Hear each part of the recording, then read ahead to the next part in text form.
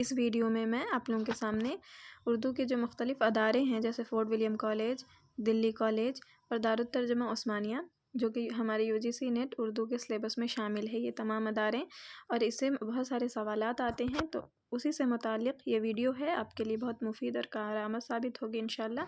تو چلیے شروع کرتے ہیں۔ Fort William college. Fort William college کے شعبہ ہندوستانی کے پہلے پروفیسر صدر جان گلکرسٹ 1800 میں بنے تھے اور 1804 تک وہ اس عہدے پر قائم تھے۔ پہلے شعبہ ہندوستانی کے پہلے پروفیسر اور صدر جان گلکرسٹ ہیں۔ دوسرا شعبہ ہندوستانی کا دوسرا پروفیسر کون تھا؟ پہلا پروفیسر تو جان گلکرسٹ تھا، دوسرا تھا کپتان جیمز مویٹ۔ کپتان جیمز مویٹ کے بعد ان کی جگہ پر ولیم ہنٹر فروری 1808 کو شعبہ ہندوستانی کے پروفیسر مقرر کیے گئے تھے۔ کپتان جان ولیم ٹیلر کا تقرر شعبہ ہندوستانی میں صدر اور پروفیسر کی حیثیت سے 23 فروری 1808 کو تقرر ہوا تھا اور مئی 1823 تک اس عہدے پر وہ فائز رہے تھے۔ پھر ٹامس روبک اس عہدے پر فائز ہوئے تھے۔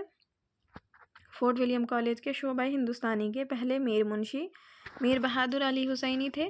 پہلے میر منشی کون تھے؟ تو پہلے میر منشی میر بہادر علی حسینی تھے۔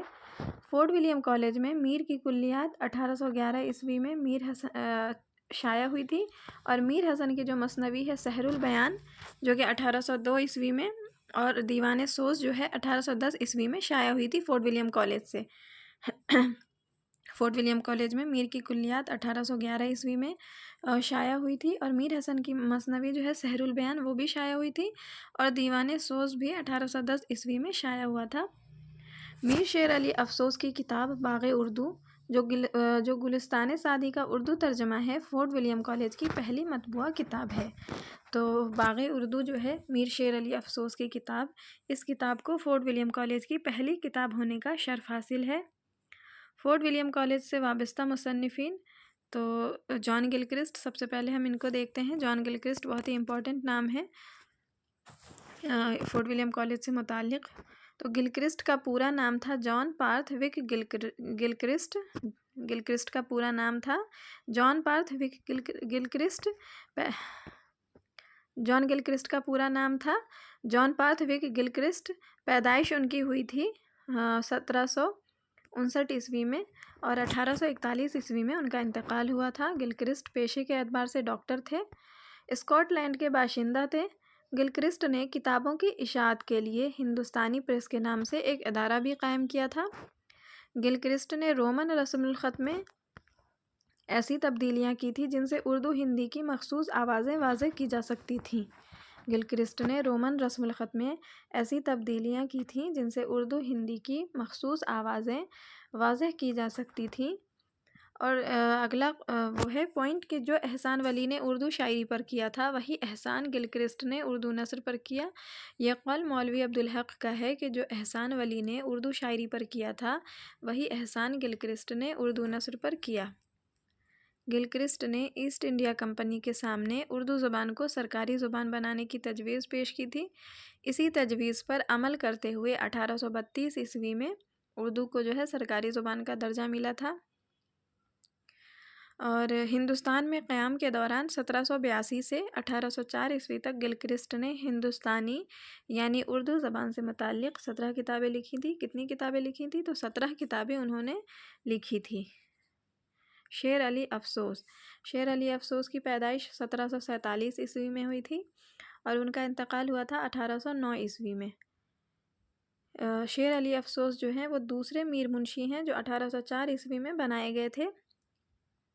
میر شیر علی افسوس کالج کے شعبہ ہندوستانی میں اصطلاح اور نظر ثانی کے کام پر مامور تھے، یعنی جو کتابیں ہوتی تھیں ان کی نظر ثانی کرتے تھے وہ، اور اصلاح کرتے تھے اور نظر ثانی کرتے تھے۔ افسوس نے مثنوی سحر البیان کو اپنے دیباچے کے ساتھ مرتب کیا تھا اور کلیات سودا کی تصحیح بھی کی تھی۔ مثنوی سحر البیان جو ہے مشہور و معروف میر حسن کی مثنوی سحر البیان، اس کو میر شیر علی افسوس نے اپنے دیباچے کے ساتھ مرتب کیا تھا اور کلیات سودا جو ہے اس کی بھی تصحیح کی تھی۔ افسوس کے تصانیف افسوس کی جو تصانیف ہے ان کو دیکھ لیتے ہیں۔ تو سب سے پہلے اس کی جو تصنیف ہے باغ اردو جو ہے گلستان سعدی کا اردو ترجمہ ہے، اور اس کتاب کو پہلی کتاب ہونے کا شرف حاصل ہے، مطبوعہ کتاب ہونے کا شرف حاصل ہے فورٹ ولیم کالج کی۔ پھر ہے آرائش محفل، کلیات افسوس، باغ اردو، شیخ سعدی کی تصنیف، گلستان کا اردو ترجمہ ہے گلستان سعدی کا۔ باغ اردو افسوس نے جان گلکرسٹ کی فرمائش پر لکھا تھا اور یہ فورٹ ولیم کالج کی پہلی مطبوعہ کتاب ہے۔ آرائش محفل سبحان رائے کی تاریخ خلاصۃ التواریخ کو پیش نظر رکھ کر لکھی گئی تھی۔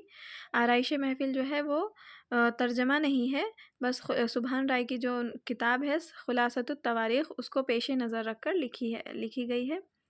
حیدر بخش حیدری شاہ جہاں آباد کے رہنے والے تھے۔ گلکرسٹ نے حیدری کو 1801 عیسوی میں 40 روپے ماہوار پر بحیثیت منشی ملازم رکھا تھا۔ حیدر بخش حیدری فورٹ ولیم کالج کے مصنفوں میں سب سے زیادہ کتابوں کے مصنف اور مترجم ہیں۔ ان کی تصانیف جو ہے قصہ مہرماہ، یہ اردو نثر میں ان کا پہلا کام ہے۔ اسے انہوں نے گلکرسٹ کی فرمائش پر انہوں نے گلکرسٹ کو پیش کیا تھا۔ قصہ مہرماہ جو ہے یہ اس اردو نثر میں ان کا پہلا کام ہے، اور اس کتاب کو انہوں نے گلکرسٹ کو پیش کیا تھا۔ ان کی دوسری کتاب جو ہے وہ قصہ لیلی مجنوں ہے، جو 1801 عیسوی میں انہوں نے لکھا تھا۔ پھر طوطا کہانی کے تعلق سے یہ پوائنٹ ہے کہ گارسا دتاسی نے لکھا ہے کہ طوطا کہانی کا بنیادی قصہ سنسکرت کی تالیف شکسپ ستی سے ماخوذ ہے۔ طوطا کہانی کے متعلق یہ خیال ہے کہ گارسا دتاسی نے کہا ہے کہ طوطا کہانی کا بنیادی قصہ سنسکرت کی تالیف شکسپ ستی سے ماخوذ ہے۔ آرائش محفل 1801 عیسوی میں فارسی قصہ حاتم طائی سے ماخوذ ہے۔ طوطا کہانی جو ہے وہ سنسکرت کی تالیف شکسپ ستی سے ماخوذ ہے، اور آرائش محفل جو ہے وہ فارسی قصہ حاتم طائی سے ماخوذ ہے۔ گلدستہ حیدری، مختصر کہانیاں، گلشن ہند شعرائے اردو کا تذکرہ ہے، جسے عبادت بریلوی نے مرتب کر کے 1968 عیسوی میں شائع کیا تھا۔ یہ حیدر بخش حیدری کی تصنیف ہے گلشن ہند۔ اس میں انہوں نے اردو کے شعراء جو ہیں ان کا تذکرہ کیا ہے، جسے عبادت بریلوی نے مرتب کیا تھا اور 1968 عیسوی میں شائع کیا تھا۔ جامع القوانین، گلزار دانش، ہفت پیکر، تاریخ نادری، گل مغفرت، ملا وائز حسین کاشفی کے روضۃ الشہداء کا اردو ترجمہ اور خلاصہ ہے۔ دیوان حیدری۔ نہال چند لاہوری شاہجہاں آباد میں پیدا ہوئے تھے اور پھر لاہور میں جا بسے تھے۔ گلکرسٹ کی فرمائش پر بقاولی کی فارسی زبان میں لکھے ہوئے قصے کو مذہب عشق کے نام سے اردو نثر میں لکھا تھا انہوں نے۔ نہال چند لاہوری کسی عہدے پر فائز نہیں تھے۔ میر بہادر علی حسینی، اگلے مصنف ہیں میر بہادر علی حسینی، پہلے میر منشی کی حیثیت جو ہے انہیں حاصل ہے، اور ان کی تنخواہ جو تھی 200 روپے تھی، اور یہ 1801 عیسوی میں کالج سے وابستہ ہوئے تھے، اور 1804 عیسوی میں انہوں نے استعفیٰ دیا تھا، اور اس کے بعد دوسرے میر منشی جو ہے شیر علی افسوس بنے تھے 1804 عیسوی میں۔ انہوں نے فورٹ ولیم کالج میں یعنی میر بہادر علی حسینی نے فورٹ ولیم کالج میں 4 کتابیں ترجمہ و تالیف کی تھیں۔ نثر بے نظیر، اس میں حسینی نے مثنوی سحر البیان کے قصے کو نثر میں لکھا ہے۔ اخلاق ہندی، نقلیات ہندی اور تاریخ آشام۔ دلی کالج، اگلا ادارہ جو ہے ہمارا دلی کالج ہے۔ جولائی 1823 عیسوی میں ٹیلر نے انگلستان کو رپورٹ بھیجی تھی۔ اس رپورٹ کی منظوری کے بعد مدرسہ غازی الدین خان کی تاریخی عمارت میں دلی کالج 1825 عیسوی میں قائم کیا گیا۔ تو یہ پوائنٹ بنتا ہے کہ دلی کالج کب قائم کیا گیا، تو 1825 عیسوی میں، اور غازی الدین خان کی تاریخی عمارت میں قائم کیا گیا تھا۔ دلی کالج کو کب لاہور کالج میں ضم کر دیا گیا تھا، تو اپریل 1877 عیسوی میں اسے لاہور کالج میں ضم کر دیا گیا تھا۔ مدرسہ غازی الدین حیدر کب قائم کیا گیا تھا، تو مدرسہ جو تھا وہ 1792 عیسوی میں قائم ہوا تھا، اور دلی کالج جو ہے 1825 عیسوی میں قائم ہوا تھا۔ اسی مدرسے کی توسیع بھی کہا جاتا ہے دلی کالج کو۔ مقصد جو کیا تھا دلی کالج قائم کرنے کا، مقصد تھا کہ دلی کالج کے قیام کا مقصد ہندوستانیوں کو انگریزی تعلیم سے اور مغربی علوم سے واقف کرانا تھا۔ کالج کے اساتذہ جو تھے mister Joseph Henry Taylor Delhi college کے پہلے پرنسپل مقرر ہوئے تھے 175 روپے ماہانہ پر۔ مسٹر ٹیلر کی تنخواہ 175 روپے سے 800 روپے کرنے کی تجویز مجلس مقامی نے کب پیش کیا تھا، اور مسٹر ٹیلر کی تنخواہ 175 روپے تھی اور مجلس مقامی نے 800 روپے کرنے کی تجویز پیش کی تھی 1837 عیسوی میں، جسے گورنمنٹ نے ملتوی کر دیا تھا، یعنی نامنظور کر دیا تھا۔ اور 1841 عیسوی میں مسٹر فیاکس بطروس کا تقرر پرنسپل کے عہدے پر ہوا تھا اور ان کی تنخواہ جو ہے 600 روپے ماہانہ مقرر ہوئی تھی۔ یہ تجویز مجلس مقامی نے پیش کی تھی 800 روپے، اسی کو مد نظر رکھتے ہوئے 800 کی جگہ 600 روپے ماہانہ مقرر ہوئی تھی۔ 1845 عیسوی میں مسٹر فیاکس بطروس کے انگلستان چلے جانے کے بعد پرنسپل کے عہدے پر الوائس اسپرنگر کا تقرر ہوا تھا۔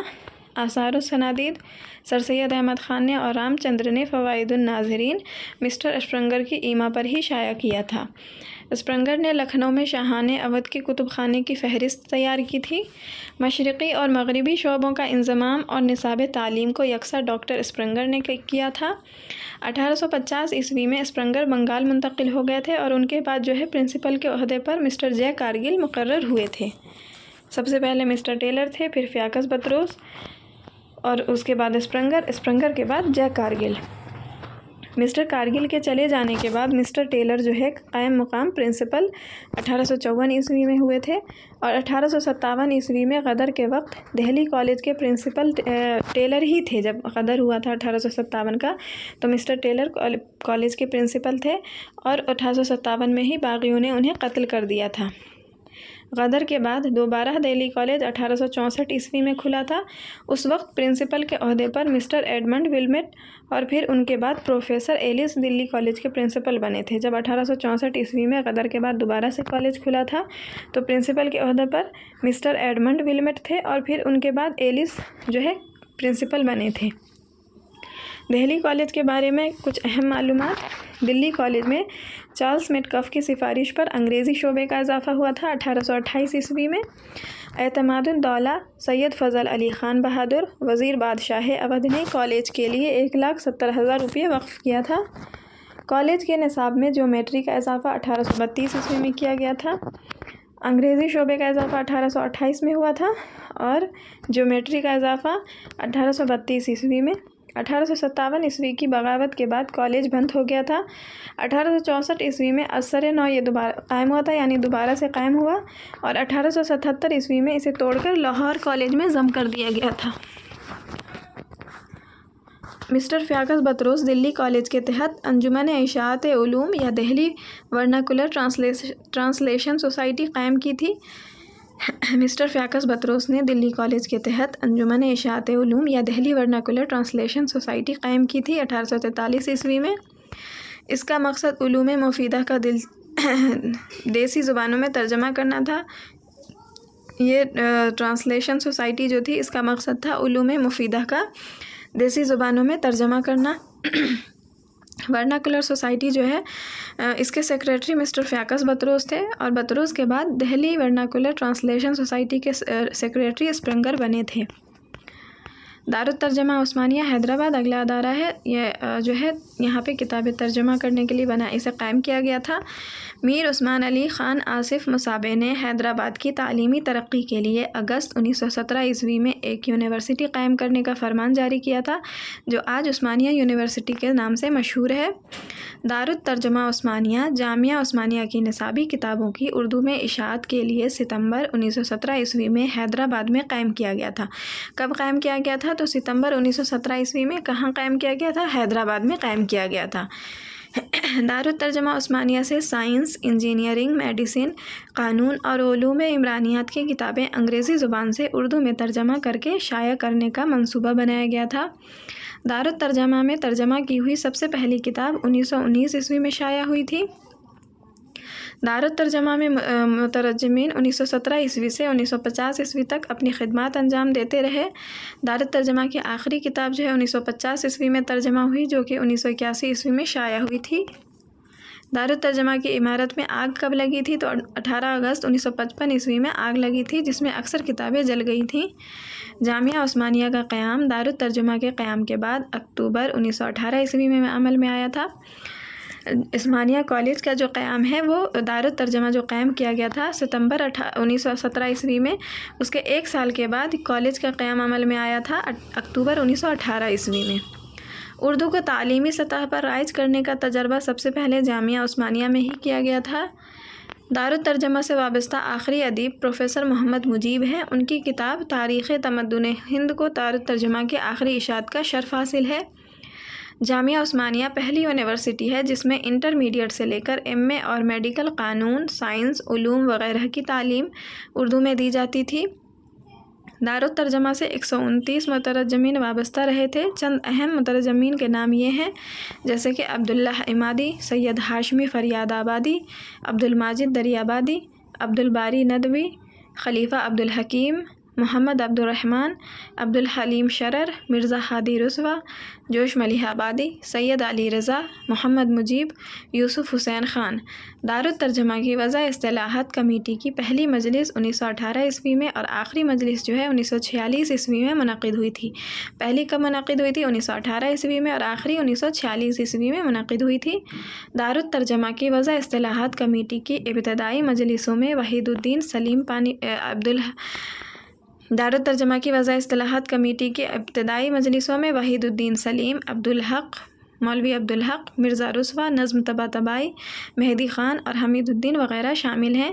دارالترجمہ کی آخری مجلس میں ڈاکٹر نظام الدین ناظم، دارالترجمہ مولوی عبداللہ عمادی، ڈاکٹر محی الدین قادری زور، حاجی غلام محمد، عاقل علی خان وغیرہ کے نام شامل تھے۔ دارالترجمہ میں زبان کے نمائندے مولوی وحید الدین سلیم، نواب حیدر یار جنگ، علی حیدر نظم طباطبائی اور مرزا ہادی رسوا تھے۔ دارالترجمہ میں ناظر ادبی کے عہدے پر نواب حیدر یار جنگ، علی حیدر نظم طباطبائی اور جوش ملیح آبادی فائز ہوئے۔ دارالترجمہ کے سب سے پہلے ناظم مولوی عبدالحق ہیں۔ تو یہ ہمارے ادارے تھے، فورٹ ولیم کالج، دلی کالج اور دارالترجمہ عثمانیہ، اس کے متعلق اہم پوائنٹ تھے، ان سے ہی سوالات بنتے ہیں ایگزام میں۔ اگر آپ کو ویڈیو پسند آئی تو لائک، شیئر اور سبسکرائب ضرور کریے گا۔